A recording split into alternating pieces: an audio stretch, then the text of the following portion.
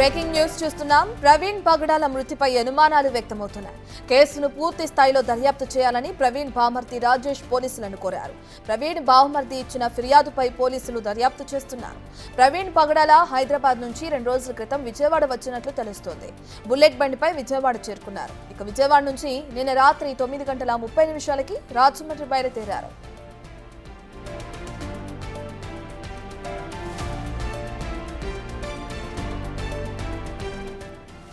రాత్రి సుమారు 11:45 Kovvur toll plaza దాడినట్లుగా సీసీటీవీలో record అయింది.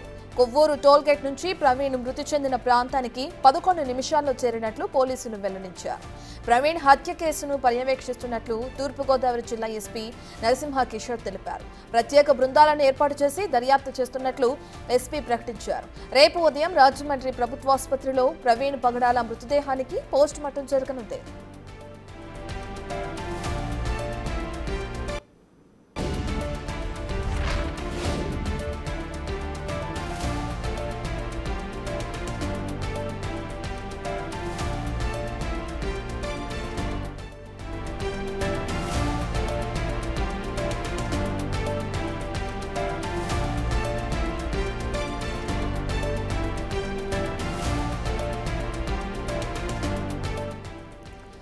ఇక ప్రవీణ్ పగడాల మృతిపై అనుమానాలు వ్యక్తమవుతున్నాయి. కేసును పూర్తి స్థాయిలో దర్యాప్తు చేయాలని ప్రవీణ్ బామర్ది రాజేష్ అటు పోలీసులను కోరారు.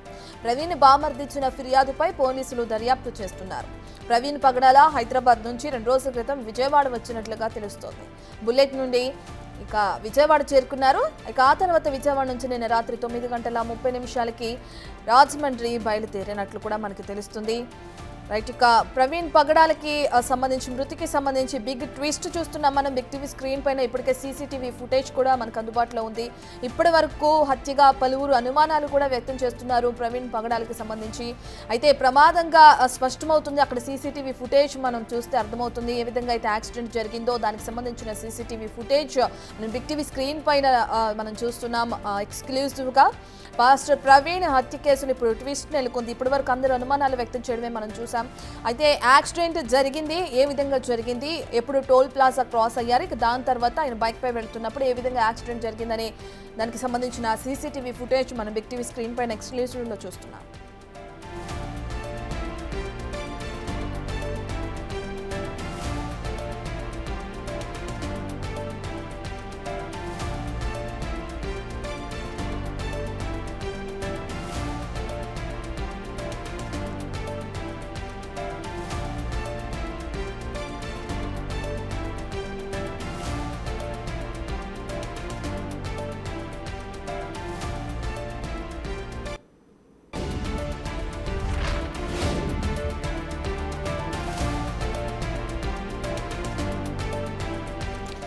ఇక ప్రవీణ్ పగడాలకి సంబంధించి కొంతమంది కావాలని తనని హత్య చేసి అది యాక్సిడెంట్ గా చిత్రీకరిస్తున్నారని చెప్పి ఇప్పటికే పలువురు అనుమానాలు వ్యక్తం చేయడం మనం చూసాం. అయితే ఇప్పుడు లేటెస్ట్ గా అందిన సీసీటీవీ ఫుటేజ్ ఆధారంగా మనం చూస్తే అది యాక్సిడెంట్ గా క్లియర్ గా అర్థమవుతుంది.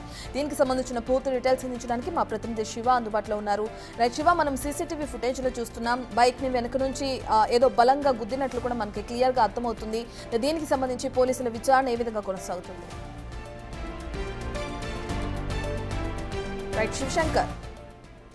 శివశంకర్, మనం చూస్తున్నాం ఏదైతే యాక్సిడెంట్ కి సంబంధించిన సీసీటీవీ ఫుటేజ్ మనకి బిగ్ టీవీ స్క్రీన్ పైన ఉందో దానికి సంబంధించి మరి పోలీసుల విచారణ ఎక్కడి వరకు వచ్చిందంటారు? అంటే ఇప్పటి వరకు చూసుకుంటే చాలా మంది ప్రవీణ్ పగడాలది హత్య అని చెప్పి అంటున్నారు, అనుమానాలు వ్యక్తం చేస్తున్నారు. దానికి సంబంధించి పోలీసులు కేసు నమోదు చేసి విచారణ చేయడం కూడా మనం చూస్తున్నాం. ఇప్పుడు వచ్చిన లేటెస్ట్ సీసీటీవీ ఫుటేజ్ ఆధారంగా చూస్తే యాక్సిడెంట్ గా కనిపిస్తుంది. డీటెయిల్స్ ఏ విధంగా ఉన్నాయి? ఎస్ రత్న, చూసుకున్నట్లయితే ఉదయం నుంచి కూడా పలువురు అనుమానాలు వ్యక్తం చేశారు. ప్రవీణ్ కి సంబంధించి ఏదైతే ఇదంతా కూడా మర్డర్ చేశారో, అతను 4 రోజుల క్రితం అతనికి థ్రెడ్ ఉందంటూ కూడా ఫేస్బుక్ లో ఒక ట్వీట్ కూడా చేశారు. అలాగే చూసుకున్నట్లయితే దీనికి సంబంధించి పూర్తిగా సీసీటీవీ ఫుటేజ్ బయటికి తీయాలంటూ కూడా ఇప్పటి వరకు దళిత సంఘాలు, అదేవిధంగా చూసుకున్నట్లయితే క్రైస్తవ సంఘాలన్నీ కూడా డిమాండ్ చేసిన పరిస్థితి కనిపిస్తున్నాయి. అయితే ఈ నేపథ్యంలోనే ఇప్పుడు నయారా బంక్ అంటే యాక్సిడెంట్ స్పాట్ కి ఎగ్జాక్ట్ ఆపోజిట్ లో ఉన్న నయారా బంక్ కు సంబంధించిన CCTV footage big TV screen టీవీపై ఎక్స్క్లూజివ్ గా చూస్తున్నాం. అయితే సుమారు 11:42 ప్రాంతంలో వెనక భాగం నుంచి బండిని ఏదో గుర్తు తెలియని వాహనం ఢీకొట్టినట్లుగా అక్కడి నుంచి కూడా బండి హైవే మీద నుంచి కిందకి దూసుకు వెళ్ళినట్టుగా కూడా క్లియర్ గా సీసీ ఫుటేజ్ లో కనిపిస్తుంది. అయితే ఇది పెద్ద ట్విస్ట్ అని చెప్పుకోవాలి. ఎందుకంటే ఇప్పటి వరకు అక్కడ రక్తం మరకలు ఉన్నాయి, రక్తం మరకలతో కూడిన కర్రలు ఉన్నాయి. ఎవరో అతన్ని ముఖం మీద కొట్టి చంపారంటూ కూడా పలు అనుమానాలు వ్యక్తమైన నేపథ్యంలో ఈ సీసీటీవీ ఫుటేజ్ అయితే దీనిన్నింటి కూడా పటాపంచలు చేసిందని చెప్పుకోవాలి. అదేవిధంగా చూసుకున్నట్లయితే హైదరాబాద్ నుంచి రాజమండ్రి చేరుకున్న ఎవరైతే ప్రవీణ్ కి సంబంధించిన బంధువులు ఉన్నారో అతని బావమరిది ఎవరైతే రాజేష్ రాజు ఇచ్చిన కంప్లైంట్ మేరకు అనుమానాస్పద మృతి కింద కేసు నమోదు చేస్తామంటూ కూడా పోలీసులు ఇప్పటికే తెలిపారు. అయితే ఈ విషయంపై ఇప్పటికే జిల్లా ఎస్పీ ప్రత్యేక బృందాలను ఏర్పాటు చేసి దర్యాప్తు చేసినట్టుగా కూడా తెలిపారు రత్న. అయితే దీనికి సంబంధించి పూర్తిగా సీసీటీవీ ఫుటేజ్ లో చూసుకుంటే అది క్లియర్ కట్ యాక్సిడెంట్ గా అయితే మనకి కనిపిస్తున్న దృశ్యాలను అయితే మనం క్లియర్ గా విజువల్స్ లో చూడొచ్చు. ఇప్పటి వరకు రేకెత్తిన అనుమానాలన్నింటినీ కూడా పటాపంచలు చేసే విధంగా ఈ సీసీటీవీ ఫుటేజ్ ఉందని చెప్పుకోవచ్చు రత్న. రైట్ శివశంకర్, అయితే ఏదైతే బైక్ ని ఢీ కొట్టిందో అది లారీయా లేదంటే ఏదైనా కార్ అనే డీటెయిల్స్ ఏమైనా తెలిసినాయా? ఇంకా అదే నేపథ్యంలో పోలీసులు ఎంక్వైరీ చేస్తున్నారు. ఆ సమయంలో అటుగా వెళ్ళిన వెహికల్స్ అన్నింటినీ కూడా నెంబర్స్ ట్రేస్ అవుట్ చేసే విధంగా చూస్తున్నారు. ఎందుకంటే ఇక్కడ సీసీటీవీ ఫుటేజ్ అనేది బంక్కి రోడ్డుకి అవతల పక్కన ఉంది. అంటే నేషనల్ హైవేకి సుమారు 80 అడుగుల రోడ్డు ఇటు పక్కన 80 అడుగులు అటు పక్కన ఉంటుంది. దాన్ని దాటి లోపల ఉన్న బంక్ లో సీసీ ఫుటేజెస్ కాబట్టి ఇది బంక్ కి సంబంధించిన సీసీ ఫుటేజ్ కాబట్టి అక్కడి నుంచి వెళ్ళిన వెహికల్స్ అన్ని కూడా ఆ సమయం నుంచి నెక్స్ట్ టోల్ గేట్ కి ఎంత సమయం పడుతుంది లేదా ముందుగా ఉన్న కొవ్వూరు టోల్ గేట్ కి అంటే సుమారుగా 11:20 11:30 మధ్యలో వెళ్ళిన సీసీ కెమెరాలకు సంబంధించి ఈ ఫుటేజ్ సంబంధించి ఏదైతే వెహికల్స్ వెళ్ళాయో అంతే అతనితోటి ఫాస్ట్ ప్రవీణ్ వెహికల్స్ కాకుండా ఇంకా ఏ వెహికల్స్ వెళ్ళాయో ఆ వెహికల్స్ అన్ని కూడా పూర్తిగా పెద్ద వెహికల్స్ అన్ని కూడా నెంబర్స్ అన్ని కూడా ట్రేస్ అవుట్ చేస్తున్నట్లుగా కూడా మన సమాచారం ఉంటుంది. పూర్తి దర్యాప్తు చేస్తున్నట్లుగా ఇప్పటికే ఎస్పీ చెప్తున్న పరిస్థితి అయితే ఇక్కడ రాజమండ్రిలో కనిపిస్తున్నాయి రత్న. శివ, ఏదైతే ఒక సీసీటీవీ ఫుటేజ్ లో మనం చూసామో ఆ బైక్ కి ఎదుర హెడ్ లైట్ లేకుండా ఆయన వెళ్తున్నట్లు కూడా మనం చూసాం. సో ప్రమాదానికి అది కూడా ఒక కారణమై ఉండొచ్చు అంటారా? ఖచ్చితంగా చెప్పుకోవచ్చు. ఎందుకంటే రాత్రి సమయం అది కూడా 11:40 అవుతుంది. అంటే సుమారుగా 12 గంటలకు దగ్గరలో ఉన్న సమయం కాబట్టి ఒకవేళ హెడ్ లైట్ లేకపోవడం వల్ల అతనే ఒకవేళ ఇక్కడ రోడ్డు మార్జిన్ జారి కిందకి వెళ్ళిపోయారా లేదంటే వెనక నుంచి ఏదైనా గట్టిగా ఢీ కొట్టిందా అనేది మాత్రం క్లియర్ గా మనకి అర్థం కాని పరిస్థితి ఉంది. ఎందుకంటే సీసీ ఫుటేజ్ చాలా దూరంగా ఉంది కాబట్టి క్లియర్ గా ఆ వెహికల్ ఏ వెహికల్ టచ్ చేసిందా లేదంటే అతనే మార్జిన్ దిగిపోయారా అనేది మాత్రం క్లియర్ గా అర్థం కాని పరిస్థితి కనిపిస్తుంది. కాబట్టి పోలీసుల దర్యాప్తు పూర్తి స్థాయిలో చేసిన తర్వాత దీనిపై స్పష్టమైన క్లియరెన్స్ అయితే వచ్చే అవకాశం అయితే కనిపిస్తుంది రత్న.